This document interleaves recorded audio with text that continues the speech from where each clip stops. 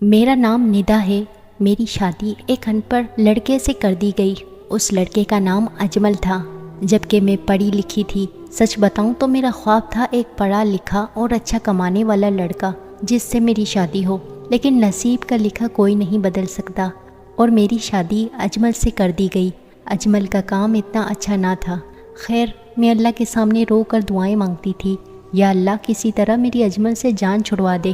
وہ شخص جسے ٹھیک سے بولنا بھی نہیں آتا تھا، میں ہر بات پہ شوہر کو بے عزت کر دیتی، تنقید کرتی، شوہر پر غصہ کرتی۔ شوہر مجھے پیار سے سمجھاتا، کبھی چپ ہو جاتا تو کبھی غصہ ہو کر گھر سے باہر چلا جاتا۔ میں ایک بار جھگڑا کر کے اپنے مائکے چلی گئی اور ضد کی کہ بس مجھے طلاق لینی ہے۔ امی ابو نے بہت سمجھایا کہ بیٹی، لڑکا اچھا ہے، ایسا نہ کرو، بس بیچارہ پڑھا لکھا نہیں ہے، تم پر کبھی اس نے ہاتھ نہیں اٹھایا اور نہ ہی کبھی گالی دی۔ لیکن میں بس طلاق لینا چاہتی تھی، کیونکہ میں اپنے شوہر سے نفرت کرتی تھی۔ میں نے جھوٹ بولا کہ وہ مجھے خرچہ نہیں دیتا۔ امی ابو نے اجمل کو بلوایا، وہ میرے سامنے بیٹھا تھا۔ ابو کہنے لگے، اجمل تم ندا کو خرچہ کیوں نہیں دیتے؟ اجمل میرے ابو سے مخاطب ہو کر بولا، انکل جی، جو کما کر لاتا ہوں سب اخراجات نکال کر جو بچتا ہے آپ کی بیٹی کی ہتھیلی پر رکھ دیتا ہوں۔ وہاں میرے چاچا تایا سب موجود تھے۔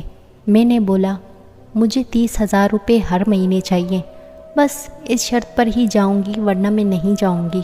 میرا شوہر خاموش ہو گیا، سر جھکائے بیٹھا تھا۔ میرے چاچا بولے، ہاں اجمل، دے سکتے ہو 30,000 روپے۔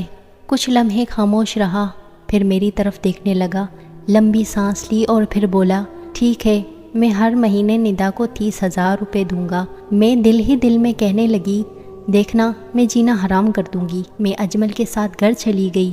میں نے شوہر سے جب بھی پوچھا کیا کام کرتے ہیں تو کہتا گورنمنٹ آفس میں کام کرتا ہوں۔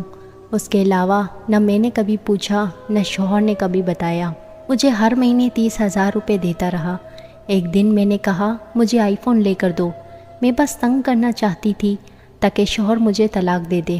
شوہر مسکرانے لگا، میرے پاؤں پکڑے اور بولا، لے دوں گا، تم پریشان مت ہو، بس تم مجھے چھوڑنے کی بات نہ کیا کرو۔ میں کھانے میں کبھی مرچ زیادہ ڈال دیتی تو کبھی نمک۔ وہ تھکا ہارا کام سے آتا، کھانا کھا کر بے ہوش کی طرح سو جاتا۔ میں سوچتی تھی کہ نہ جانے ایسا کون سا کام کرتا ہے جو اتنا تھک جاتا ہے۔ میں جتنی نفرت کرتی تھی اس سے، وہ اتنی ہی محبت کرتا تھا۔ میں ایک دن اپنی سہیلی کے ساتھ شاپنگ کرنے جا رہی تھی۔ جب ہم ایک بس اڈے کے پاس سے گزرے تو میری زندگی نے جو لمحہ دیکھا، میں بے جان ہو گئی۔ میرے پیروں تلے زمین نکل گئی۔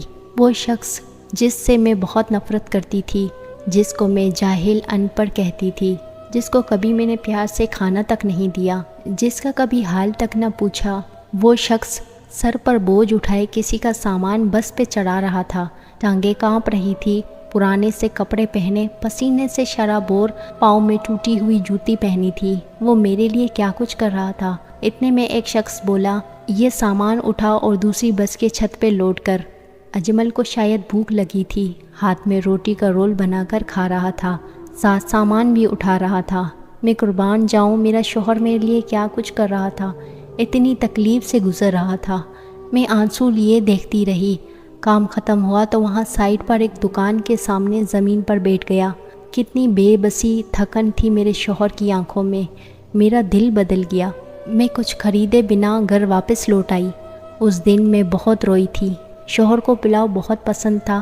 میں نے پلاؤ بنایا۔ میرا شوہر جب گھر آیا، میں اسے کھانا نہیں دیتی تھی، خود گرم کر کے کھاتا تھا۔ اس دن جب گھر آیا، مجھ سے سلام کیا، کچن میں گیا، پلاؤ دیکھ کر بولا، ندا آج تو اپنے کمال کر دیا، 1 سال بعد پلاؤ کھانے لگا ہوں۔ کھانا پلیٹ میں ڈال کر میرے پاس بیٹھ گئے، کھانا کھانے لگے۔ میں شوہر کی طرف دیکھتے جا رہی تھی اور دل ہی دل میں سوچ رہی تھی کہ میرا شوہر کتنا درد سہتا ہے اور بتاتا بھی نہیں، میں کتنی اذیت دیتی ہوں، کوئی شکوہ نہیں کرتا۔ شوہر پر آج مجھے بہت پیار آ رہا تھا، دل چاہ رہا تھا سینے سے لپٹ جاؤں۔ شوہر نے کھانا کھایا، پھر جیب سے پیسے نکالے، کہنے لگا، یہ لو 30,000 روپے۔ میں چیخ چیخ کر رونے لگی۔ شوہر کے پاؤں پکڑ لیے، مجھے معاف کر دیں، کچھ بھی نہیں چاہیے، مجھے یہ پیسے نہیں چاہیے۔ شوہر حیران تھا کہ یہ مجھے اچانک کیا ہو گیا ہے۔ شوہر نے میرا ہاتھ تھاما، بولے، اگر یہ پیسے کم ہیں تو اور لا دوں گا، مجھے چھوڑ کر جانے کا مت کہنا۔ ندا تم بہت بولی ہو، پاگل ہو، تم بچھڑنے کے بعد کہاں بھٹکو گی؟ خدا جانتا ہے میں تم سے بہت پیار کرتا ہوں، اس لیے تم کو خود سے دور نہیں کر سکتا۔ میں شوہر کے سینے سے لگ گئی۔ آج مجھے نہ کوئی آئی فون چاہیے تھا، نہ کوئی بڑا گھر، مجھے اب دنیا کی کوئی خبر نہ تھی۔ میری دنیا بس میرا شوہر تھا۔ خدا کی قسم ہم سانس بھی نہ لے سکیں اس ماحول میں جہاں مرد اپنی فیملی کے لیے خود کو قربان کر دیتا ہے۔